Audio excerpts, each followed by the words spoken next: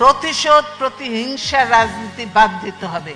প্রতিশোধ প্রতিহিংসা দিয়ে কোনোদিন কোনো কিছু হতে পারে না। প্রতিশোধ প্রতিহিংসার রাজনীতি বাদ দিয়ে জাতীয় ঐক্য করলেই সম্ভব। এখানে একটু আওয়ামী লীগ আর বিএনপির মধ্যে পার্থক্য। বিএনপি সবসময় জাতীয় ঐক্য প্রতিশোধ প্রতিহিংসার ঊর্ধ্বে সকল নিয়ে কাজ করতে চায়। এই হাসিনা আজকে দেশের এই অবস্থার জন্য সম্পূর্ণভাবে হাসিনা দায়ী। কারণ হাসিনা, এই যে আমি শ্রদ্ধার সঙ্গে স্মরণ করব, বিশিষ্ট সাংবাদিক ছিলেন, বিবিসি সংবাদদাতা ছিলেন সিরাজুর রহমান সাহেব, তাকে আমি শ্রদ্ধার সঙ্গে স্মরণ করছি। আমি খুব ভালো মানুষ ছিলেন, মুক্তিযোদ্ধা ছিলেন সিরাজুর রহমান সাহেব। তিনিই তার ইন্টারভিউ নিচ্ছিলেন এবং বলেছিলেন, আমি বাংলাদেশে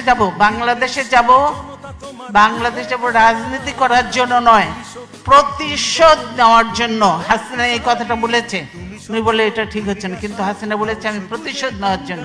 তাই আজকে প্রতিশোধ নিয়ে বাংলাদেশকে একদম খোকলা বানিয়ে দিয়ে, বাংলাদেশকে একদম ধ্বংস করে দিয়ে, সমস্ত প্রতিষ্ঠান ধ্বংস করে দিয়ে বাংলাদেশকে তলাবিহীন ঝুড়ি বানিয়েছিল। এ বোধহয় তার থেকেও নিচে কোথায় কোন কি বানাবে আল্লাহর নামে বাংলাদেশকে ধ্বংস করে দিয়ে তিনি হয়তো দেশের থেকে চলে যাবেন। অধিকার আজ করব আদায়, দাও না মূল মন্ত্র। স্বৈরাচার বিলীন করে আনলে গণতন্ত্র, অধিকার আজ করব আদায়, দাও